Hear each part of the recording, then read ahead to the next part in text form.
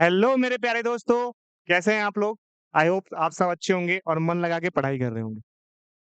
तो हमने chemical bonding के इस लेक्चर में पहले लेक्चर में देखा है कि किस तरीके से आप बॉन्डिंग पढ़ते हो, हाइब्रिडाइजेशंस आज हम के लेक्चर में हम सीखने वाले हैं। तो आज के लेक्चर में जो हमारा मेन इंपॉर्टेंट टॉपिक होने वाला है, क्योंकि हम बॉन्ड के बारे में पढ़ चुके हैं कि व्हाट इज़ बॉन्ड, है ना? What is strong bond and what is weak bond? What are the classification of a strong bond and what are the classification of weak bond? आज के इस लेक्चर में हम ये देखने वाले हैं कि अब स्ट्रॉन्ग बॉन्ड और वीक बॉन्ड में जब आपने क्लासिफाई कर दिया, तो हम स्ट्रॉन्ग बॉन्ड और वीक बॉन्ड के बाद हाइब्रिडाइजेशन कैसे निकालते हैं और हाइब्रिडाइजेशन कैसे होता है। इससे पहले एक इंपॉर्टेंट टॉपिक आता है ओवरलैपिंग का, वो भी हम देख चुके हैं। तो आज के इस लेक्चर में हम हाइब्रिडाइजेशन के टॉपिक को समझने वाले हैं कि हाइब्रिडाइजेशन क्यों पढ़ते हैं और किस लिए पढ़ते हैं। देखो, हाइब्रिडाइजेशन क्या होता है? सबसे पहली चीज तो ये कि जब दो ऑर्बिटल्स को आप मिक्स करते हो ना, तो एक हमारा हाइब्रिड ऑर्बिटल बनता है। जब दो ऑर्बिटल को आप मिक्स करोगे तो हमारा एक हाइब्रिड ऑर्बिटल बनेगा, ठीक है? Let's take an example. Suppose करो कि आप एस को और पी को मिक्स कर रहे हो, तो मेरा जो हाइब्रिड ऑर्बिटल्स बनेगा दैट इज एसपी। क्या बनेगा? एसपी बनेगा। यदि आप एस को और दो पी को मिक्स करोगे तो sp2 बनेगा। सॉरी, यदि आप एस को तीन पी को मिक्स करोगे तो sp3 बनेगा। सिमिलरली sp3d, sp3d2, ठीक है?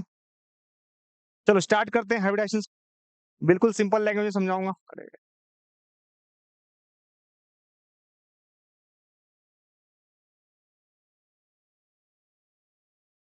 नाम ही है इसका हाइब्रिड, मतलब आप दो चीजों को मिक्स करते हो। दो और मोर को आप क्या कर रहे हो? मिक्स कर रहे हो। तो हमारा हाइब्रिड ऑर्बिटल बन रहा है, ठीक है? चलो,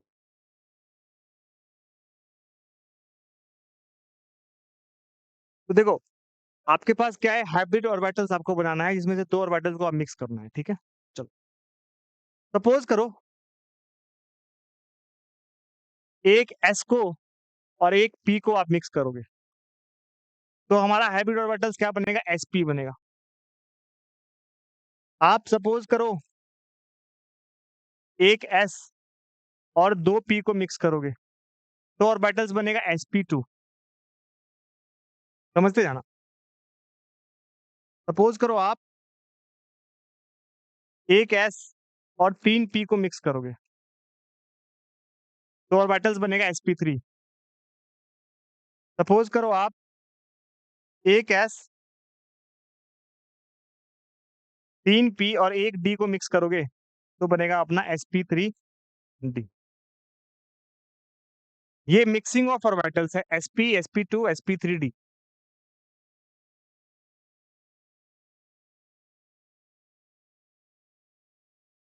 ठीक है? जैसे कि मान लो आप एक एस, तीन पी और एक डी को मिक्स करते हो, तो क्या बनता है अपना? sp3d, sp3d, sp sp2 sp3 sp3d। हाँ, sp3d2 भी बनेगा अपना, जब आप दो डी को मिक्स करोगे तो।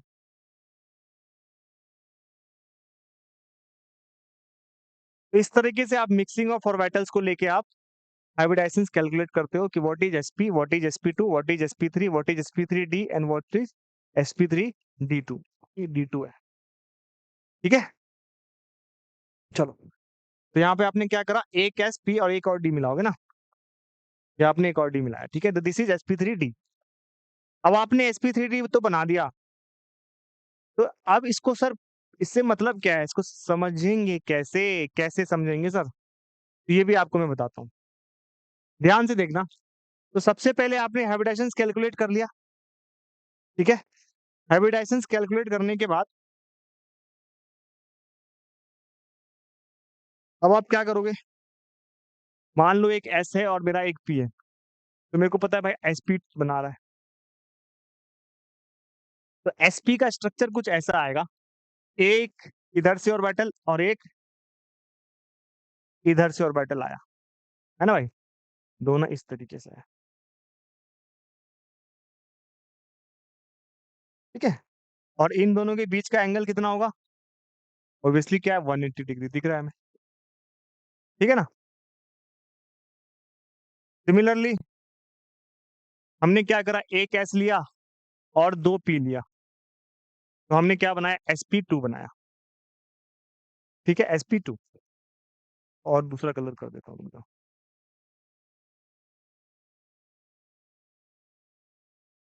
क्या करा हमने, एक एस लिया और दो पी लिया, तो हमने क्या बनाया, sp2।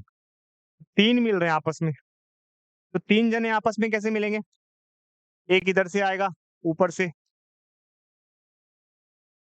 एक इस साइड से आएगा और तीसरा इस साइड से आएगा, कुछ ऐसा आएगा। अब पॉइंट को आप थ्री पार्ट में डिवाइड कर रहे हो, तो एक पार्ट का क्या होगा एंगल, 360। पॉइंट के अराउंड एंगल होता है, डिवाइड बाय थ्री, एंगल कितना हो चाहिए, 120। तो यानी कि हम क्या करेंगे, यहाँ से एंगल कितना आएगा, 120 का एंगल आएगा, ठीक है? तो this angle will be equal to 120, 120 and 120। This is 120 degree, every angle will be 120 degree, है ना? तभी तो 360 आएगा ना। तो यानी sp2 हमने बनाया, sp बनाया और sp2 बनाया, ठीक है? नाउ sp3, sp3 में क्या होता है, एक s होता है और तीन p होते हैं, तो मेरा बनता है क्या, sp3।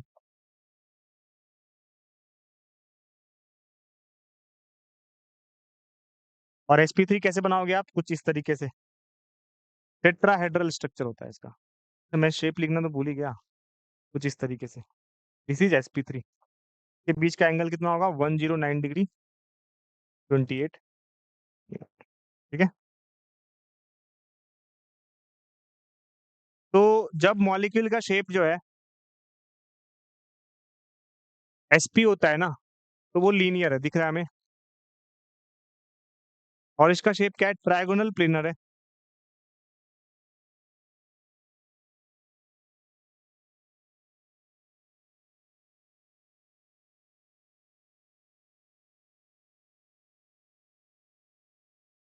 और इसका शेप क्या है, टेट्राहेड्रल है। क्या है, टेट्राहेड्रल।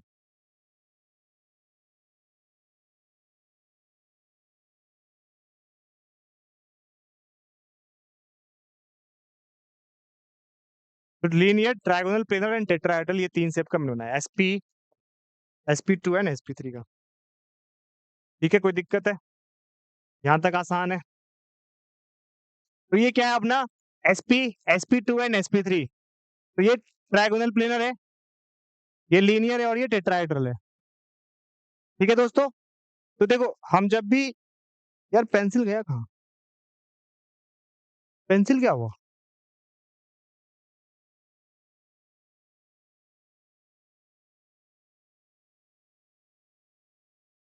दो, क्या कॉमेडी हो रही है।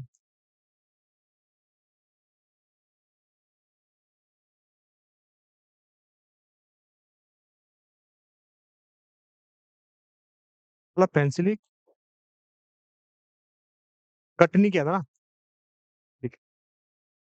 तो sp2 एंड sp3 हाइब्रिडाइजेशंस हमने कैलकुलेट कर लिया। हमने ये देखा कि sp क्या होता है, sp2 क्या होता है और sp3 क्या होता है। शेप भी हमने देखा, sp का शेप क्या है, लीनियर है। sp2 का क्या है, ट्रायगोनल प्लेनर है। और sp3 का क्या है, टेट्राहेड्रल है, ठीक है? Linear, trigonal planar and tetrahedral, ये तीन शेप हमने कैलकुलेट करे हैं, linear, trigonal, planar and tetrahedral.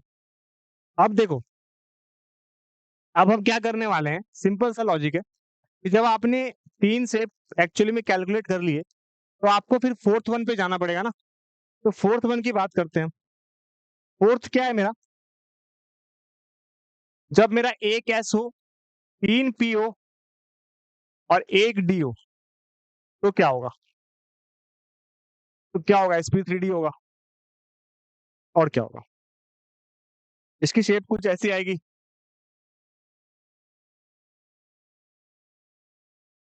ठीक है?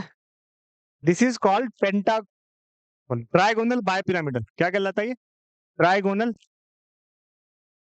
Bye pyramidal. Trigonal bipyramidal ये कहलाता है। एंगल होता है ये 90 डिग्री का और ये 120 का, ठीक है। दिस इज ट्राइगोनल बायपिरामिडल, है ना। हाइब्रिडाइजेशन क्या है, sp3d।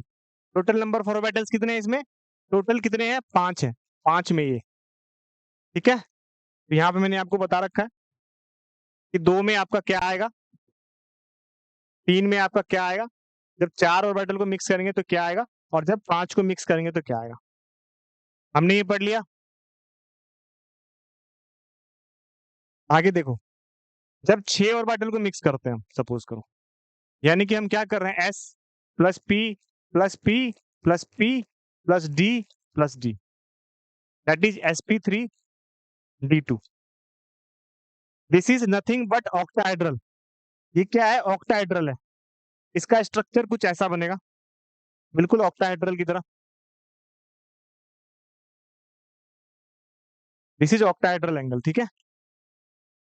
This is octahedral, this is octahedral, this is octahedral. तो ऑक्टाहेड्रल समझ में आया आपको क्या होता है, ठीक है। तो 5th और 6th आपको आसान है। चलो, तो हमने क्या देखा, ट्राइगोनल बायपिरामिडल देखा, ऑक्टाहेड्रल देखा,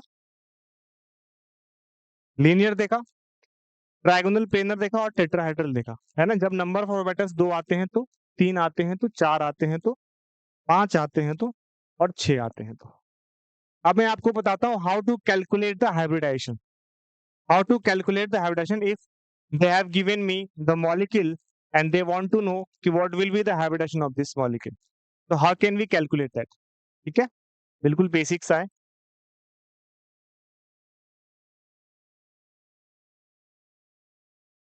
कोई दिक्कत है यहाँ तक, चलो।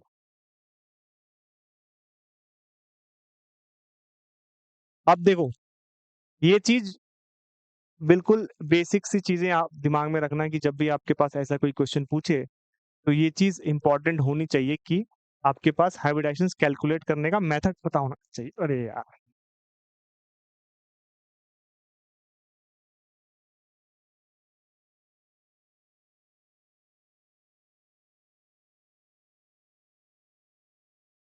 तो मैं क्या लिख रहा हूँ,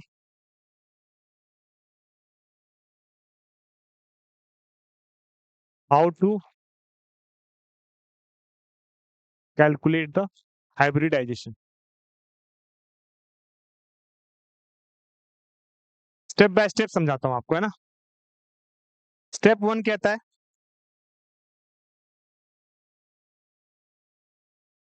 स्टेप 1 क्या कह रहा है, calculate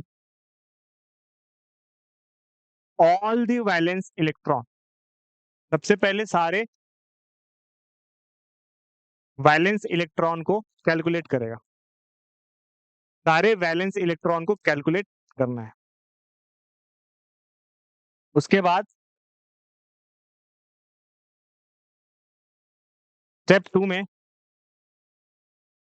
divide the valence electron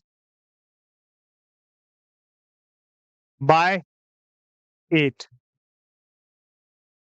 divide the valence electron by 8, calculate all the valence electron then divide the valence electron by 8, ठीक है। जब आप 8 से उसको डिवाइड करोगे तो कुछ ना कुछ क्वोशेंट आएगा और कुछ ना कुछ रिमाइंडर बचेगा। जो रिमाइंडर बचेगा, स्टेप 3,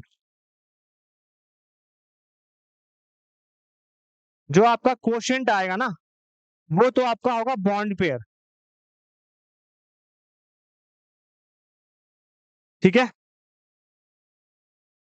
इसी केस में क्या होगा,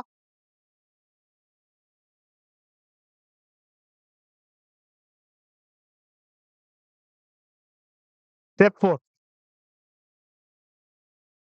जो आपका रिमाइंडर बचेगा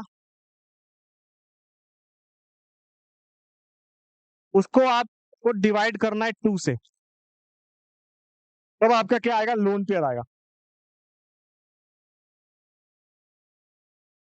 तब आपका क्या आएगा, लोन पेयर आएगा। और ये बॉन्ड पेयर और लोन पेयर कैलकुलेट करने के बाद आपकी हाइब्रिडाइजेशन कैलकुलेट हो जाएगी। जैसे मान लो, मैं एक एग्जांपल देके समझाता हूँ आपको। सपोज करो इन्होंने मेरे से क्वेश्चन पूछा है calculate the hybridisation of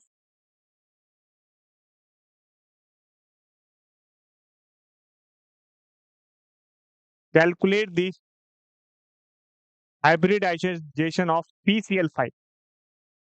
suppose मुझे PCl5 का पूछा गया, स्टेप बाय स्टेप सीखते हैं। PCl5, तो PCl5 में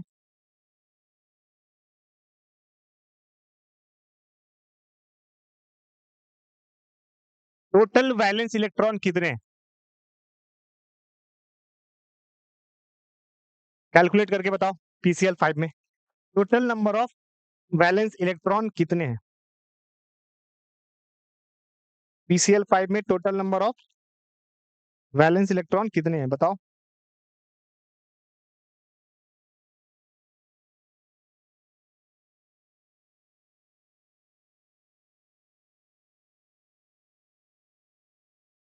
total number of valence electron. तो total number of valence electron कैसे कैलकुलेट करोगे PCl5 के अंदर? आपको पता है फॉस्फोरस का एटॉमिक नंबर होता है 15। तो 15 है तो मतलब इसकी जो कॉन्फ़िगरेशन होगी वो 285 होगी। दैट मीन्स कि वैलेंस इलेक्ट्रॉन फॉस्फोरस के केस में कितना आएगा सर? 5 आएगा। यानी कि फॉस्फोरस का तो 5 हो गया, प्लस दूसरा मेरे पास क्या है? क्लोरीन है। क्लोरीन का एटॉमिक नंबर होता है 17, दैट इज 287। यानी कि यहां पर आप क्या करोगे? 7 हो गया क्लोरीन का और टोटल 5 क्लोरीन है, PCl5 है ना। दैट मीन्स कि 40 हो गया हमारे पास।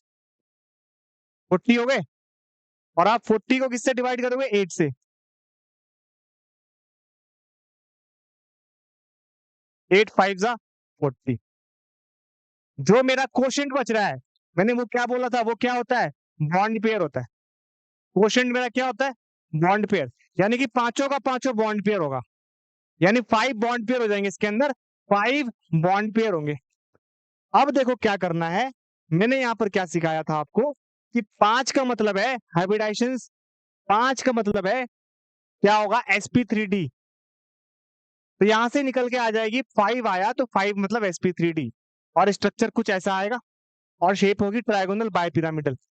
यानी कि हम क्या करेंगे, इसकी हाइब्रिडाइजेशंस को लिख देंगे। इसकी हाइब्रिडाइजेशंस को लिख देंगे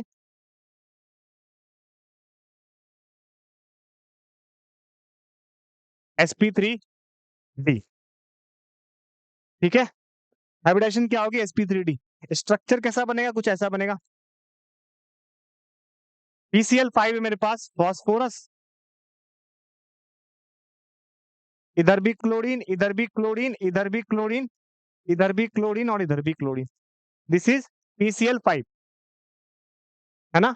और स्ट्रक्चर क्या बनेगा? Trigonal bipyramidal.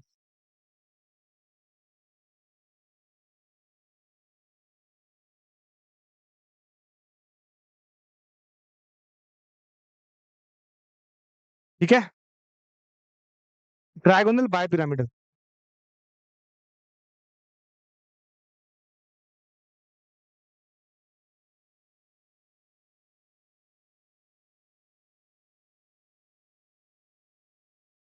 कोई डाउट है?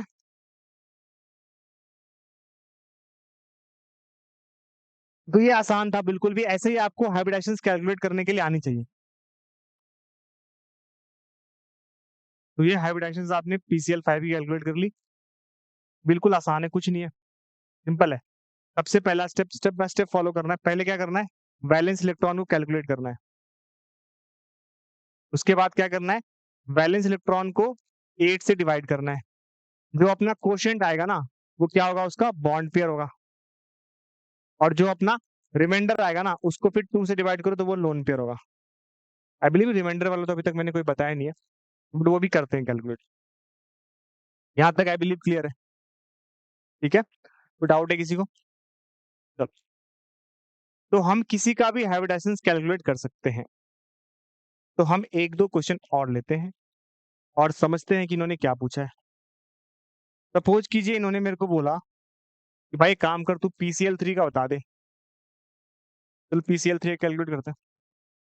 सेम है प्रोसेस है, आपको क्या करना है, पहले valence electron, total valence electron बताने हैं। टोटल वैलेंस इलेक्ट्रॉन कितने हैं? फॉस्फोरस के 5 होते हैं, अभी निकाला था। क्लोरीन के 7 होते हैं, 3 क्लोरीन है। टोटल कितने हो गए? 26। जो 26 आया मेरा टोटल वैलेंस इलेक्ट्रॉन, उसको किससे डिवाइड करोगे? 8 से करोगे। दैट मीन्स कि 8 डिवाइड बाय 26, तो 23 थ्री जा 8 डिवाइड बाय 26, तो 8 थ्री जा 24, रिमाइंडर आ गया अपना 2। मैंने क्या बोला था? ऊपर वाला जो कोशेंट है वो तो बॉन्ड पेयर है, नीचे जो रिमाइंडर बचा है उसको किससे डिवाइड करोगे? 2 से। 2 वन जा 2, और नीचे वाला जो रिमाइंडर करके आ रहा है वो क्या है? लोन पेयर है। तो यहाँ से मेरे को ये भी पता लग गया, यदि वो मेरे से पूछता है कि how many bond pair and lone pair in the there, तो आप इजीली कैलकुलेट कर सकते हो। तो इसका मतलब क्या है? इसके अंदर 3 बॉन्ड पेयर है प्लस, सॉरी, 1 लोन पेयर है इसके अंदर, PCl3 के अंदर। तो यानी कि टोटल कितने हो गए? 4 हो गए। और 4 से क्या आ रहा था निकल के? टोटल कितने हो गए? 4 हो गए। यहां से देखो कहाँ चला गया क्या? और 4 से क्या आ रहा था? sp3 आ रहा था। तो हम क्या लिखेंगे? sp3। और स्ट्रक्चर कैसा बनाएंगे? p, ये लोन पेयर है एक, बाकी क्या अपना chlorine, chlorine and chlorine, that's it. बिल्कुल इजी है, आराम से बना लो, कोई दिक्कत नहीं है। देख लो आराम से, कितना आसान है।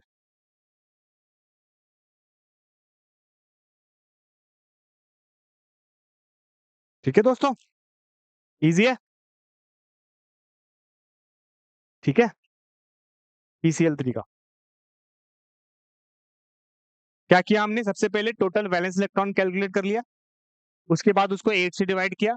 जो मेरा रिमाइंडर आ रहा है वो क्या है? बॉन्ड पेयर है, सॉरी, जो क्वोशंट आ रहा है वो बॉन्ड पेयर है। और रिमाइंडर को फिर 2 से डिवाइड करोगे तो लोन पेयर आ जाएगा अपना। तो हमने क्या देखा? 3 बॉन्ड पेयर और 1 लोन पेयर है PCl3 के अंदर। तो हमने क्या करा? इसका हाइब्रिडेशन 4 है। 4 का मतलब क्या होता है? sp3। यहाँ पर देखो, 4 का मतलब क्या है? sp3। ये देखो, ये तो 5 का हो गया, 4 का मतलब ये वाला, ये वाला 4 मतलब sp3। तो शेप तो ऐसी ही होगी ना। तो डाउट है यहाँ तक? बढ़िया, ठीक है। चल आगे बढ़ते हैं। ठीक है, अब देखो, हमने हाइब्रिडाइजेशंस को तो कैलकुलेट कर लिया और हमने अच्छे से देख लिया कि कैसे आप हाइब्रिडाइजेशंस बनाते हो। ठीक है, अगला टॉपिक जो इंपॉर्टेंट है हमारे पास वो ये है कि आप हाइब्रिडाइजेशंस बनाने के बाद, मान लो कि मेरे से क्वेश्चन पूछा गया है XEF,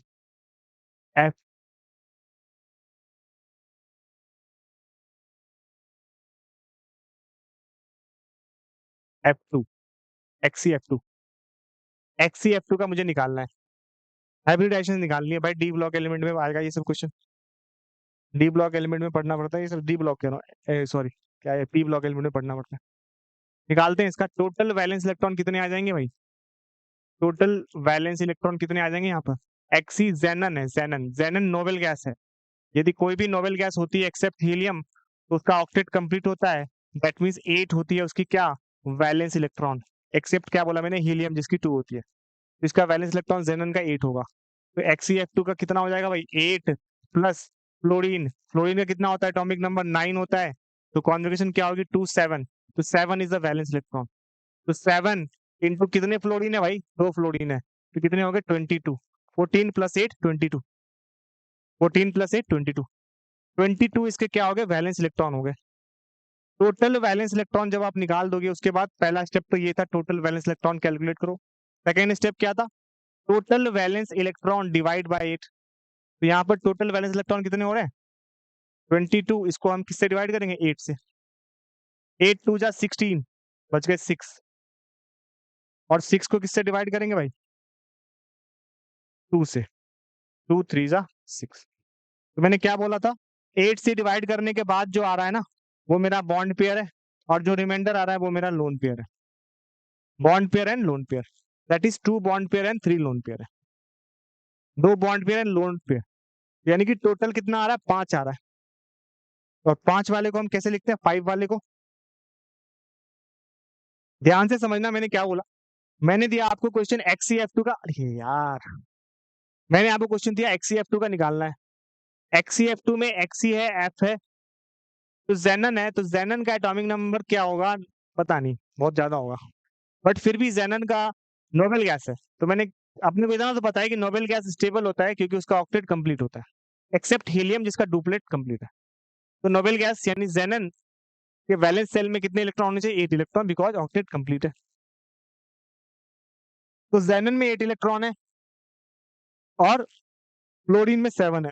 जितने भी हेलोजन होते हैं ना, चाहे वो फ्लोरीन हो, चाहे वो क्लोरीन हो, चाहे वो ब्रोमीन हो, चाहे वो आयोडीन हो, सबका वैलेंस इलेक्ट्रॉन 7 ही होगा, बिकॉज ग्रुप नंबर क्या है? 7 है इसका। ये याद रखना, ठीक है? सबका वैलेंस इलेक्ट्रॉन 7 होना चाहिए। अब देखो, अब हम क्या देख रहे हैं?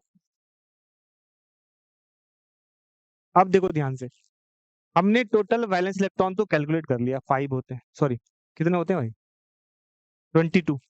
अब 22 को मैं 8 से डिवाइड करूंगा। मैंने क्या बोला? Total valence electron divide by 8। तो 8 से डिवाइड करो तो 8 2 जा 16, बचे 6, 6 को 2 से डिवाइड करो, 2 3 जा 6।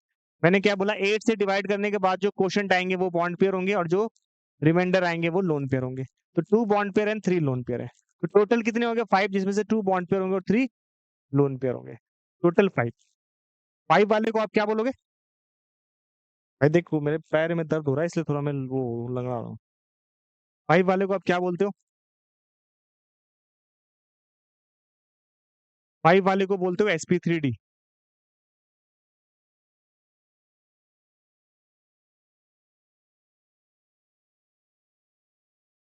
sp3d। तो यहाँ पर आप क्या लिख दोगे? हाइब्रिडाइजेशन कितनी होगी भाई XCF2 की? sp3, क्या लिख रहा हूँ, sp3d। अब sp3d आपने बोल दिया है, sp3d का मतलब क्या है? sp3d का मतलब ये है कि ये कुछ ऐसा आएगा, है ना? ये मेरा sp3d है। मेरे को XCF2 का निकालना था, और XCF2 में मैंने क्या देखा है? ध्यान से देखते जाओ। XCF2 में मैंने 5 निकाला था, और इसमें मैंने क्या किया था? 2 बॉन्ड पेयर निकाले थे और 3 लोन पेयर निकाले थे। यही निकाला था ना? यहाँ देखो ना, यही निकाला था। 2 बॉन्ड पेयर थे और 3 लोन पेयर थे। तो वही मैंने यहाँ लिखा है, 2 bond pair and 3 lone pair. अब इसका मतलब क्या है? कि मेरे पास 2 बॉन्ड पेयर और 3 लोन पेयर है। अब इसका मतलब क्या होता है सर? इसका मतलब होता है कि आप 2 बॉन्ड पेयर को कहाँ लिखने वाले हो? 2 बॉन्ड पेयर को कहाँ लिखने वाले हो, है ना? बिकॉज ये भी तो सिमेट्री भी तो मैटर करती है। सिमेट्री भी अपनी मैटर करती है ना? सिमेट्री भी मैटर करती है ना, तो सिमेट्री तो करनी पड़ेगी हमें। तो मतलब क्या करोगे आप? यदि यहाँ पे सेंटर पे जेनन लिखते हो, तो सिमेट्री के लिए आपको क्या करना पड़ेगा? 3 लोन पेयर है तो उसको सिमेट्रिकल वे में डालोगे। एक यहाँ डाला, एक यहाँ डाला, और एक यहाँ डाला, है ना? ठीक है। और बाकी जो बचे उनको मैंने फ्लोरीन के वे में लिख दिया। दैट मीन्स यहाँ भी फ्लोरीन लिख दिया और यहाँ भी फ्लोरीन लिख दिया। Fluorine fluorine, this is XCF2। 2 bond pair, 3 lone pair. Easy है, बिल्कुल आसान है, दिक्कत नहीं है। कॉन्सेप्ट को समझो और फिर पढ़ो तो समझ में आ जाएगा, ठीक है?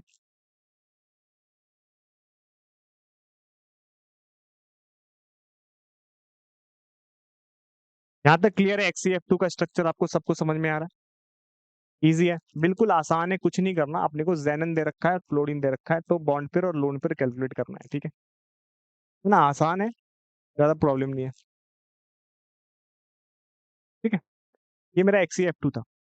तो किसी का भी आपको हाइब्रिडाइजेशन पूछे, यदि उन्होंने क्वेश्चन पूछा calculate the hybridisation of, calculate the hybridisation of,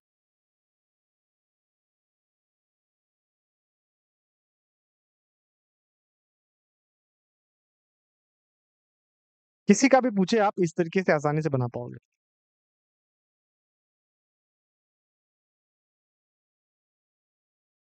ठीक है?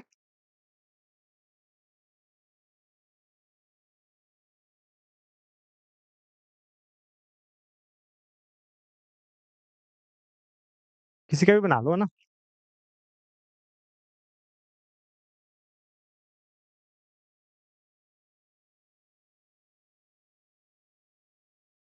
सपोज मैंने क्वेश्चन दिया XCF4,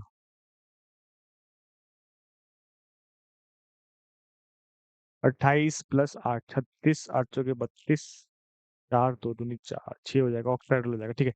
XCF4 दिया मैंने आपको, सपोज करो। XCF4 का स्ट्रक्चर बना के दिखाना है मेरे को, कैसे बनाएगा? इजी है। XCF4 का स्ट्रक्चर कैसे बनाएगा? तो सबसे पहले क्या करेगा, टोटल वैलेंस इलेक्ट्रॉन कैलकुलेट करेगा। इजी स्टेप है, टोटल वैलेंस इलेक्ट्रॉन कैलकुलेट करना है। तो इसमें टोटल वैलेंस इलेक्ट्रॉन कितने हो जाएंगे?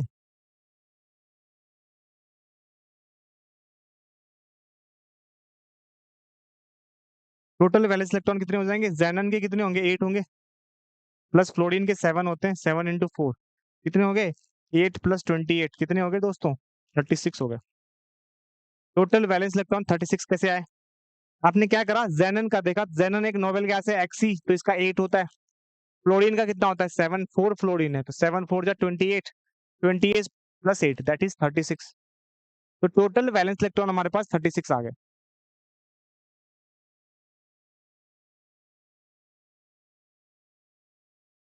36 वैलेंस इलेक्ट्रॉन को आप क्या करोगे? 8 से डिवाइड करोगे। याद आ रहा है कुछ? याद आ रहा है कुछ? 36 को 8 से डिवाइड करो, 8 4 जा 32 और फिर 4, इसको फिर 2 से डिवाइड करो, 2 2 जा 4। याद आ रहा है? बोला था जितने वैलेंस इलेक्ट्रॉन आते हैं उसको 8 से डिवाइड करोगे, 8 4 जा 32, और जो रिमाइंडर बचा 4 उसको 2 से डिवाइड करोगे, ठीक है।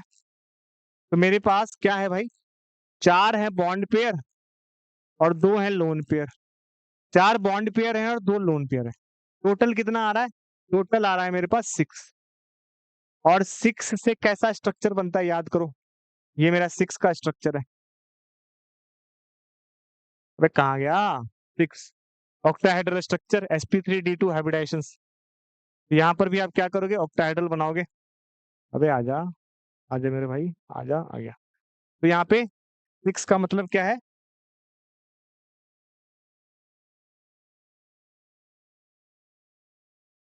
Octahedral, octahedral. और इसकी हाइब्रिडाइजेशन कैसे बनाओगे आप? सेंटर पे क्या रखा आपने? जेनन को। सेंटर पे अपना एक्सी आ गया।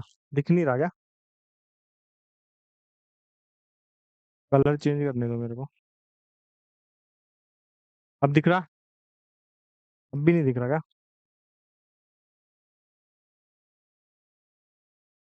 पहले ही सेंटर पे लिख देता हूँ ना, एक्सी। अब मेरे को सिंस ऑक्टाहाइड्रल है तो इसके तो 5 बनाने पड़ेंगे ना मेरे को, इस तरीके से स्ट्रक्चर। अभी कितना आ रहा है इसका? देखो भाई कितने बॉन्ड, 6 है ना, 4 बॉन्ड पेयर है भाई, 4 बॉन्ड पेयर है XCF4 का। 4 बॉन्ड पेयर के पास क्या होंगे? फ्लोरीन होंगे ना भाई। This is bond pair, this is also bond pair, this is also bond pair and this is also bond pair. और 2 क्या होंगे? लोन पेयर होंगे। तो स्ट्रक्चर कुछ ऐसा आएगा। अब ये देखो एक ही प्लेन में आपका स्क्वायर नजर आ रहा है,